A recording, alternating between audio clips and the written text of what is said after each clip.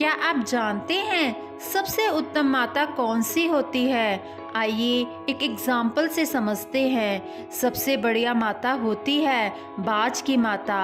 बाज एक सबसे शक्तिशाली पक्षी होता है और सबसे खतरनाक शिकारी होता है। चलिए आपको बताते हैं कि बाज की माता उसका कैसे पालन पोषण करती है। बाज की माता सबसे पहले घोंसला बनाने के लिए कांटों को इकट्ठा करती है और जंगल के सारे नुकीले कांटे लाकर घोंसला बनाती है।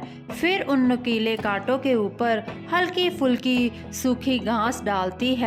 फिर उनके ऊपर अंडे देती है और उन अंडों की सिकाई करती है। जब अंडे टूट जाते हैं और बच्चे बाहर आ जाते हैं तो वो 2-4 दिन बाद अपने चोंच से घास हटाने लग जाती है। धीरे धीरे करके कुछ ही दिनों में वो सारी घास हटा देती है और अब उन घोंसलों में बस कांटे रह जाते हैं और वो छोटे छोटे कांटे उन छोटे छोटे बच्चों को चुभते हैं और वो बच्चे तड़पते हैं, चिल्लाते हैं, बेचारे चींची करते हैं, उछल कूद करते हैं। एक पक्षी आता है और बाज की माँ से कहता है, ओ कैसी माँ हो ना तुम्हें अपने बच्चों पर बिल्कुल दया नहीं आती। कितना कष्ट देती हो तुम अपने बच्चों को। तुम्हें अपने छोटे छोटे बच्चों को प्यार करना चाहिए, मुलायम घोंसला बना के देना चाहिए।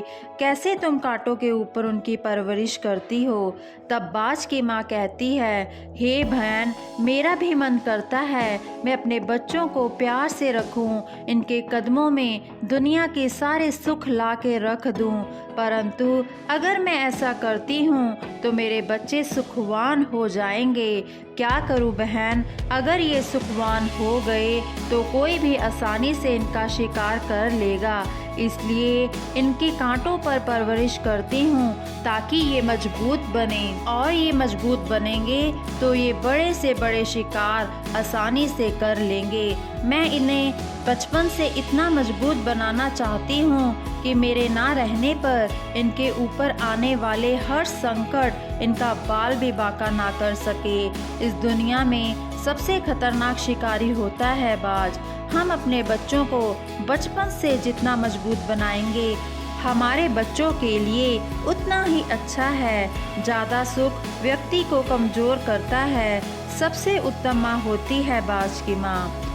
एज आ पेरेंट्स हम सोचते हैं हम अपने बच्चों को सब सुख दें, हम उन्हें सुख नहीं देते बल्कि उन्हें और कमज़ोर बनाते हैं, उन्हें अपाहिज बना देते हैं। जो माँ बाप अपने बच्चों को बहुत सुख दे रहे हैं वो उन्हें अंदर से कमज़ोर बना रहे हैं। हर हालत में रहने दो अपने बच्चों को, कड़ी धूप में रहने दो अपने बच्चों को। वह कड़ी धूप में रहेंगे तो मजबूत होंगे, उस धूप को बर्दाश्त करने लायक तो बन जाएं, ताकि कल नंगे पैर धूप में चलना भी पड़ा तो वह आसानी से चल सके। हर माँ को बाज की माँ की तरह होना चाहिए। बच्चों को चट्टान सा बनाना चाहिए।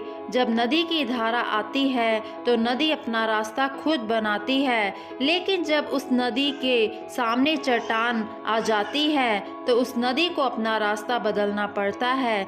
आप अपने बच्चों को चट्टान की तरह बनाएं ताकि दुख उनकी तरफ आए तो दुख ही रास्ता बदल के चले जाए और वह आपके बच्चों का बाल भी बांका ना कर पाए।